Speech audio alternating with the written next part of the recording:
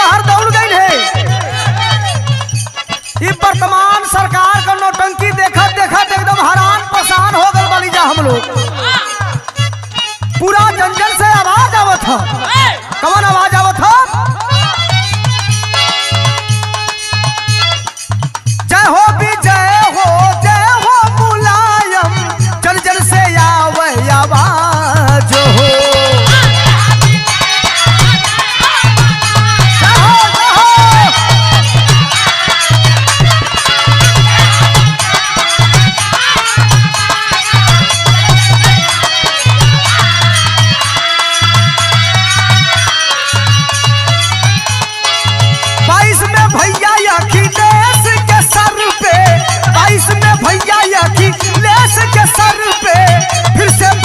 जाई ताज हो।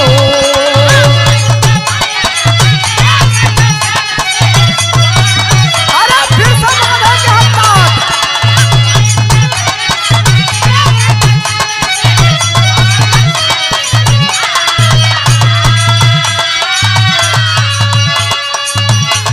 अरे देशवा कराई चले सपा के सिपाही चले, देशवा कराई चले सपा के सिपाही चले, चले किसान मजदूर तानाशाही चली ना तोहरो।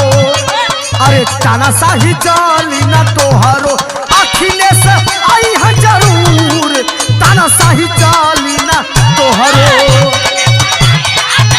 आ गई है अखिलेश आई है जरूर।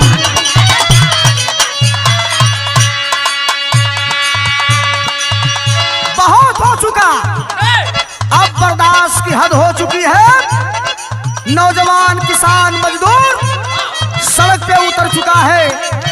ये जोगी और मोदी की सरकार जो है, इस भ्रष्ट सरकार को अब उखाड़ फेंकने की जरूरत है।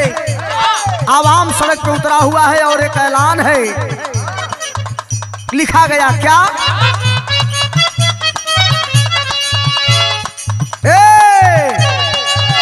खिल जाई गुलशनवा होई सुख क बिहनवा हो। खिल जाई गुलशनवा होई सुख क बिहनवा।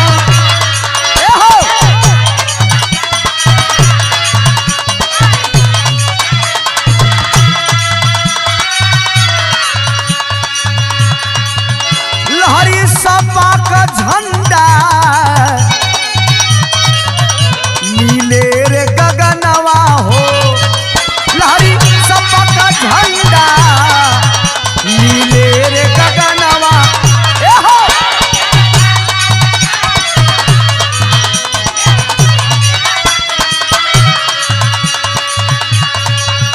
बूढ़े बच्चे नौजवान और देश की प्रदेश की महिलाएं भी अब जो है आवाज दे रही हैं। शिक्षा चली गई, रोजगार चला गया, व्यापार चला गया, सब कुछ आज हमारा जो है खतरे में है। इसलिए कहना है क्या बारे हमारे अखिलेश भैया, जब आप उत्तर प्रदेश के मुख्यमंत्री के पद पर बैठे थे तो हमारे प्रदेश में कितनी खुशहाली थी बाबूजी। बताते हैं, लिखते हैं क्या?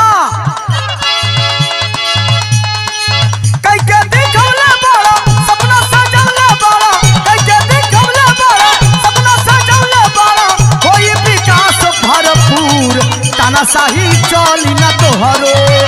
अरे तानाशाही चली ना तोहरो, अखिलेश आई है जरूर तानाशाही चली ना तोहरो। अखिलेश आई है जरूर।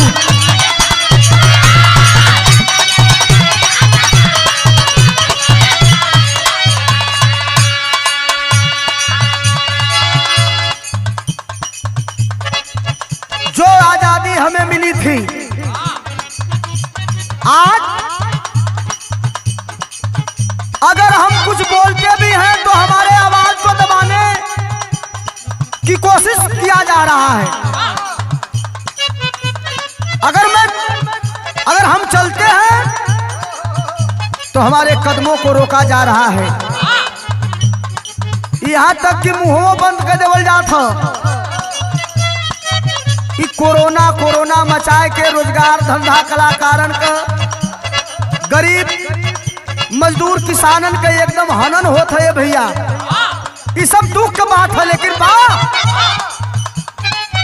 घबराने की जरूरत नहीं है।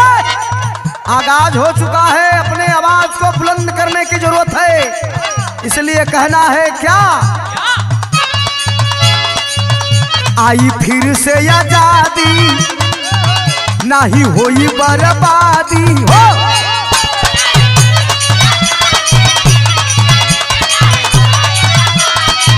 अब बर्बादी ना होई।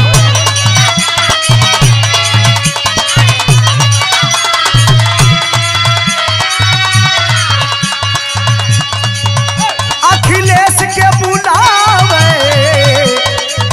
लोहिया का समाधि, अखिलेश के बुलावे लोहिया के समाधि।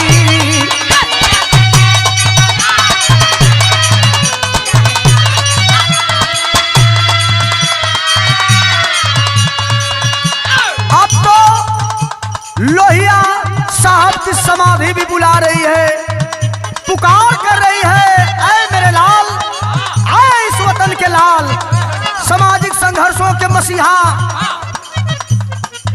गरीबों के दिलों के धड़कन और किसानों के रहनुमा, नौजवानों के रहनुमा,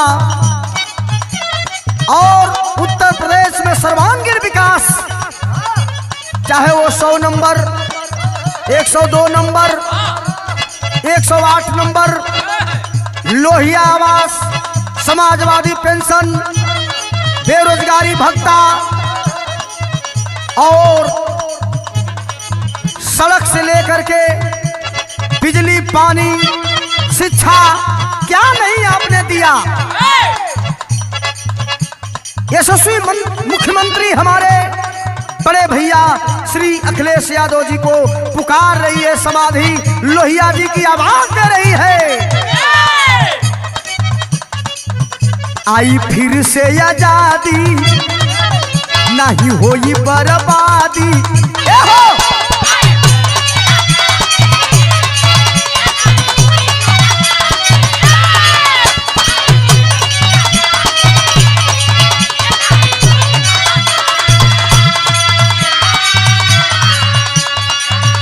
अखिलेश के बुलावे लोहिया के समाधि, अखिलेश के बुलावे समाधि।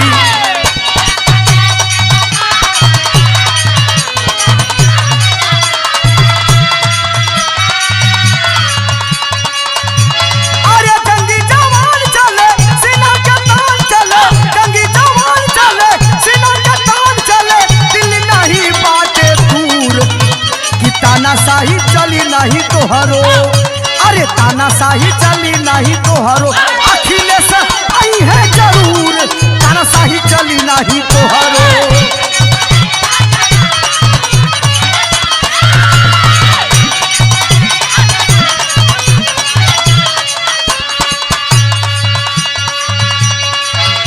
अरे जय हो विजय हो, जय हो मुलायम, जन जन से आवे आवाज हो।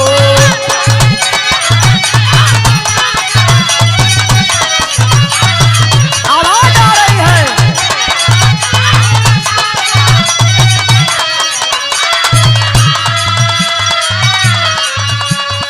दर्शन गांधी समाजवादी पार्टी का एक सच्चा सिपाही होने के नाते बता देना चाहता है आपको, है मेरे साथियों, अब से कम जग जाओ, 22 का बिगुल बजा है। अगर नहीं जगे तो फिर कई वर्षों पीछे जाओगे, तुम्हारी आने वाली पीढ़ियां भी नरक कुंड में जा सकती हैं। ऐसा व्यवस्था जो है किया जा रहा है वर्तमान गवर्नमेंट के तहत, लेकिन संभलना है और इस कारवां को आगे बढ़ाना है। क्या बढ़ाना है? अरे 22 में भैया अखिलेश के सर पे, 22 में भैया अखिलेश के सर पे फिर से बांधल जाई ताज हो।